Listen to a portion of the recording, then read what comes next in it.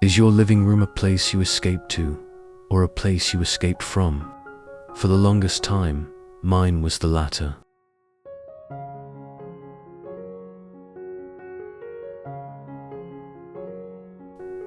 It was a dumping ground for laundry waiting to be folded, a museum of forgotten hobbies, a chaotic gallery of mismatched decor that never quite felt like me. Every corner whispered a to-do list, and the constant visual noise left me feeling drained without knowing why. I realized my space wasn't just cluttered with things, it was cluttered with energy, and it was directly impacting my peace.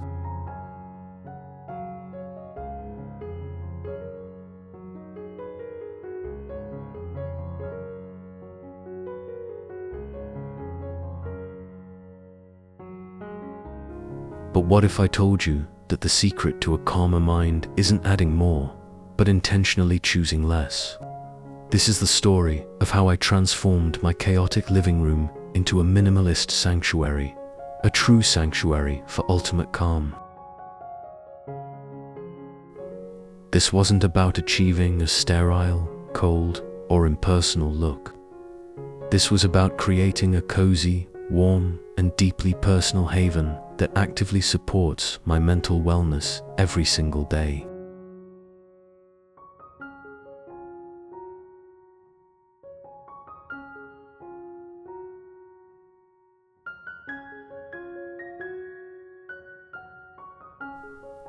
We often think of minimalism as being about stark white walls and owning less than 100 items. But that's a myth I'm here to bust. True, modern minimalism is about curation, not deprivation. It's about making room, both physically and mentally, for what truly matters.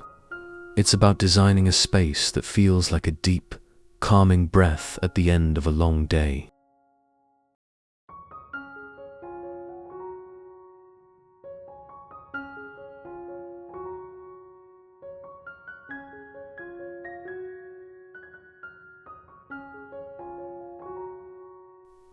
So, if you've ever felt overwhelmed in your own home, if you crave a corner of the world that feels genuinely and effortlessly peaceful, then please grab a cup of tea, get comfortable, and join me on this makeover journey. We're going to talk about the philosophy behind the choices, the practical steps you can take, and how to build a room that doesn't just look good, but truly feels good for your soul.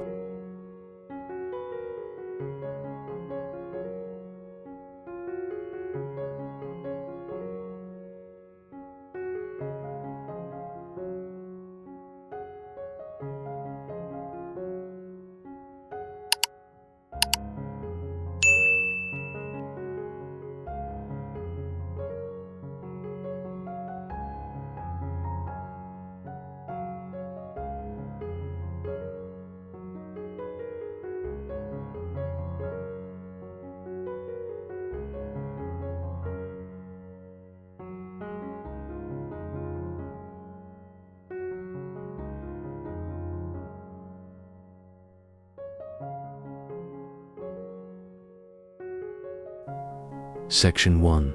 The Philosophy, Minimalism, as a tool for mental wellness.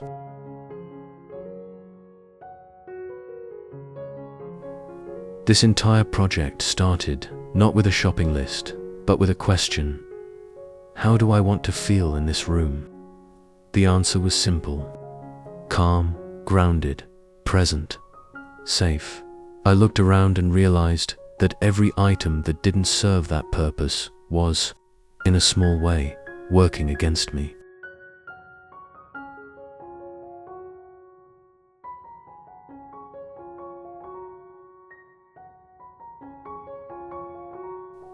Neuroscience actually backs this up. Visual clutter competes for our brain's attention, leading to subconsciously elevated stress levels. Our environment is not a passive backdrop. It's an active participant in our mental state.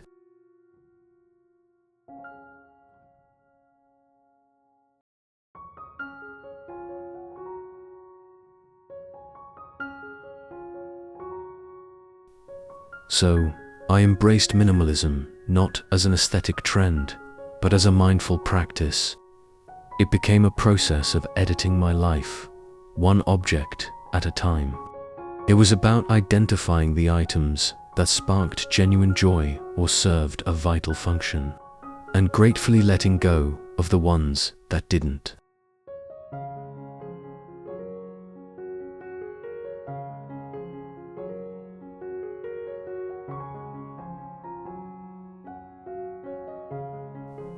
This isn't about creating emptiness, but about creating space for thought, for breath, for movement, and for the people I love. The goal was to make the room itself feel like a deep, meditative exhale.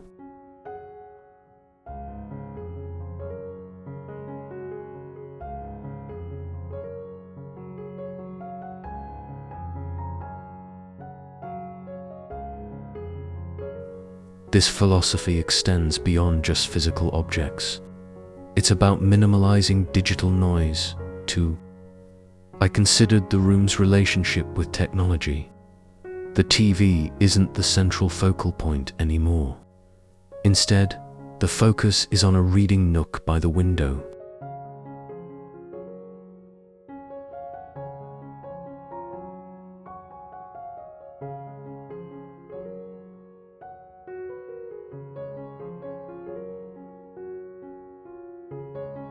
It's about choosing analog pleasures, the feel of a book, the warmth of a textured blanket, the sound of a record player, over the constant, frantic ping of notifications. The room now encourages me to be here, in this moment, not scrolling through someone else's.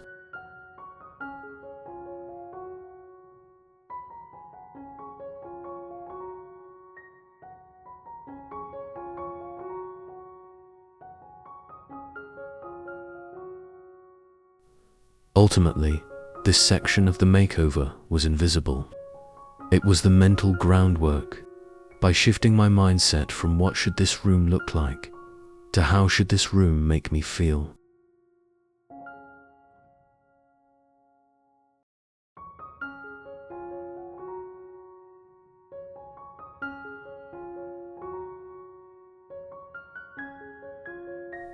Every decision that followed became clearer, more intentional, and infinitely more personal. This foundation of mindful intention is, I believe, the most crucial step in creating a space that is truly a sanctuary.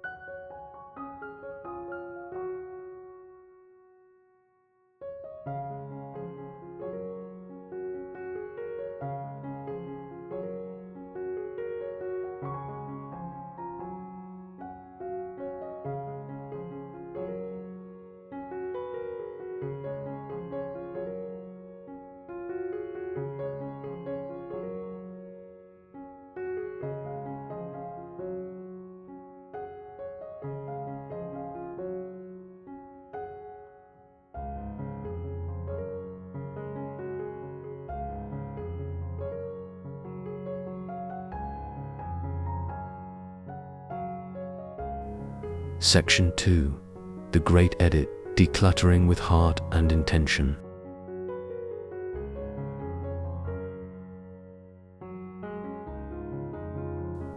Armed with that new philosophy, it was time for the most transformative part, the edit. And let me be honest, this was daunting. I didn't follow the ruthless throw everything away advice you sometimes see. Instead, I approached it with curiosity and compassion.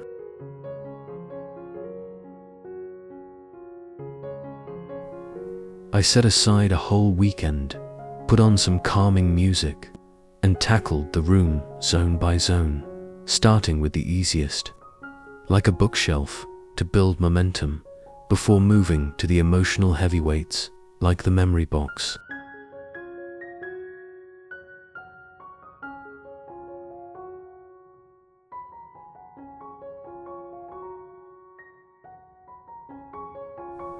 I used a simple 3-category system: love, use, or release. If I loved an item deeply or used it regularly, it found a designated home. Everything else was in the release category. But here's the humane twist. Release didn't just mean trash. It had subcategories. Donate for items in good condition. Gift for things I thought a specific friend would adore. Recycle, and a very small maybe box. The made box got taped shut and stored out of sight for 3 months. If I didn't need to open it once in that time, I knew I could let it all go without regret.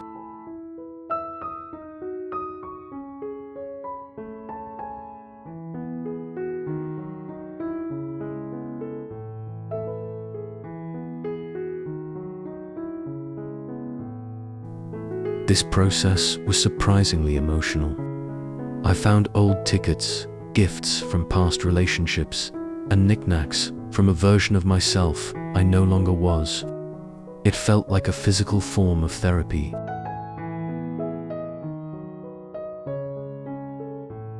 I gave myself permission to feel the nostalgia, to thank each item for its service or its memory, and then to consciously decide if it deserved precious real estate in my present life.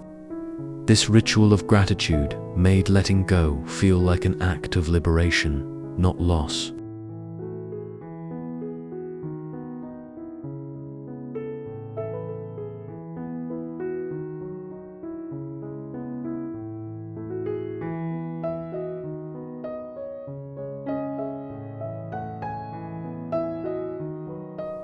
By the end, I had drastically reduced the quantity of things in the room, but I had dramatically increased its quality.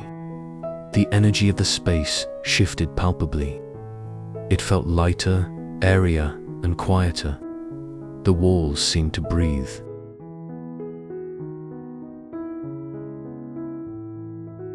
Every item that remained was now something I truly cherished or used.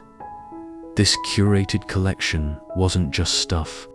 It was the story of who I am now, told through objects. The stage was set.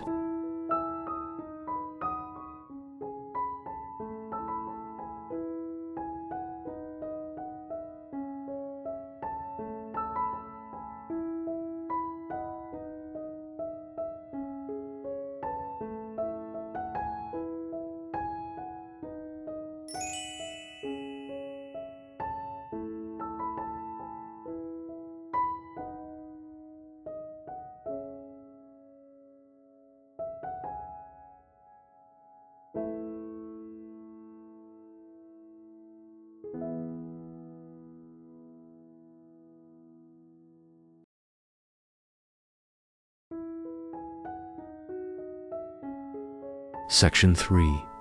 Curating Calm, the Design Principles of a Sanctuary.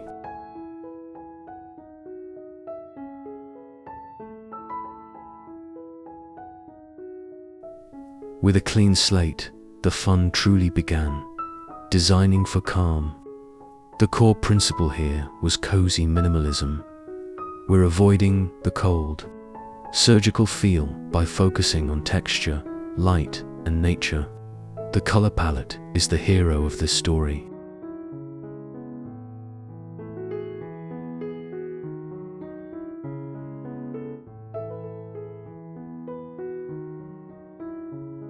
I chose a base of warm, earthy neutrals, soft beiges, warm whites, and gentle grays for the walls and larger furniture. These colors are scientifically proven to lower heart rate and reduce anxiety, providing a serene and timeless canvas.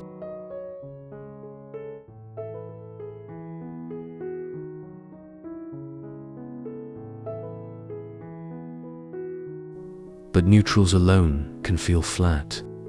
The warmth and coziness come from layers of tactile, natural texture.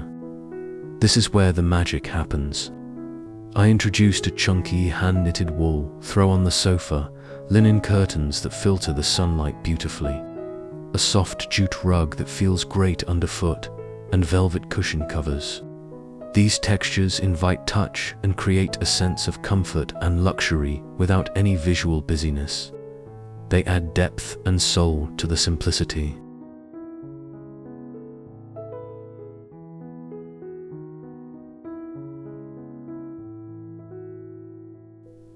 The next crucial element is biophilic design, connecting with nature indoors.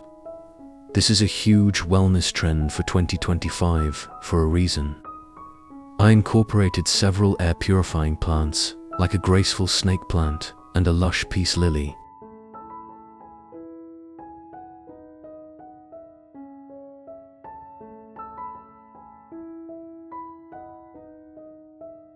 They aren't just decor. They're living, breathing entities that improve air quality and connect us to the natural world. I also prioritized natural materials, a solid wood coffee table, ceramic vases, a bamboo lamp, and maximized natural light by keeping windows clear, which helps regulate our circadian rhythms.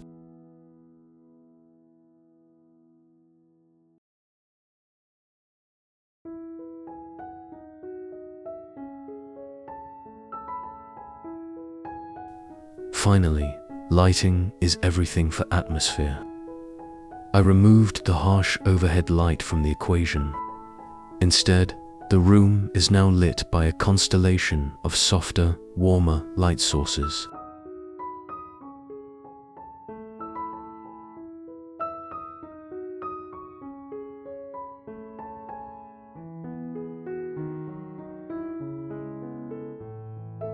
Floor lamp with a linen shade for ambient glow, a small focused reading light by the chair, and a few unscented soy candles for the evening. This allows me to control the mood throughout the day, moving from bright and energizing in the morning to soft and cocooning by night, signaling to my body that it's time to unwind.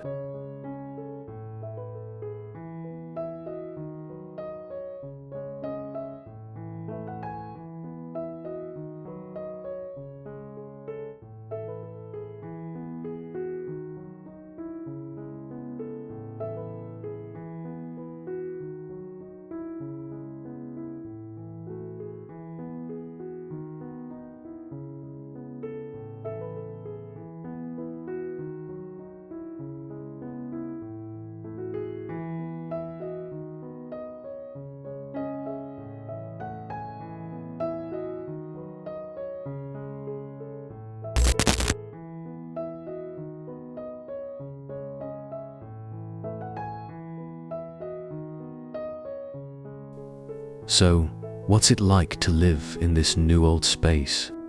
The difference is not just visual, it's profoundly experiential. Mornings feel more intentional. I'll sit with my coffee and just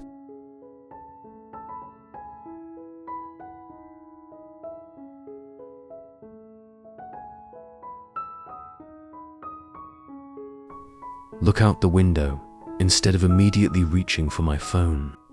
The lack of clutter means tidying up takes less than 5 minutes, freeing up mental energy and time. This room no longer demands anything from me. It simply holds me.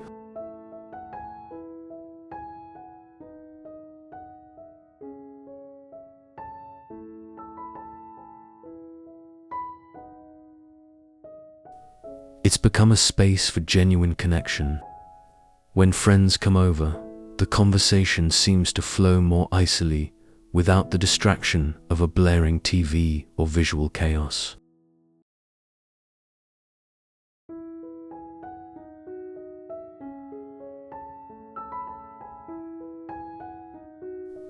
It's a room for reading, for quiet conversation, for yoga, or for simply doing nothing at all without a hint of guilt. It has become the ultimate tool for my slow living practice, a physical manifestation of my commitment to a more mindful and calm life.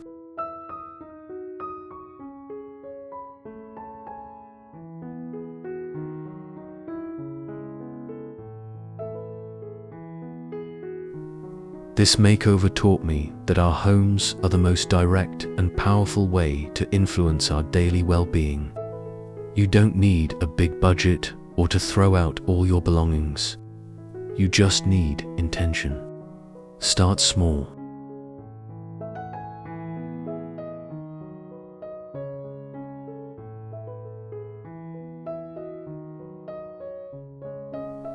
Ask yourself how you want to feel. Find one corner to declutter.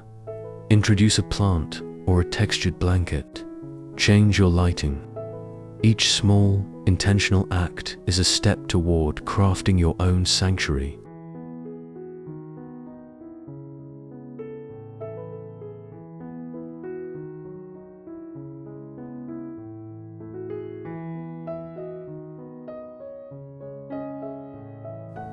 Thank you so much for joining me on this journey.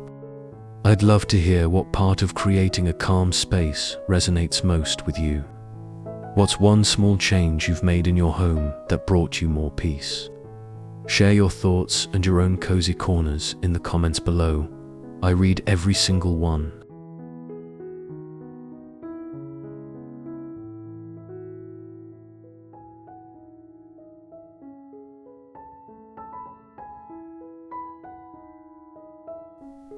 If this inspired you, please give this video a thumbs up and subscribe for more content on mindful living.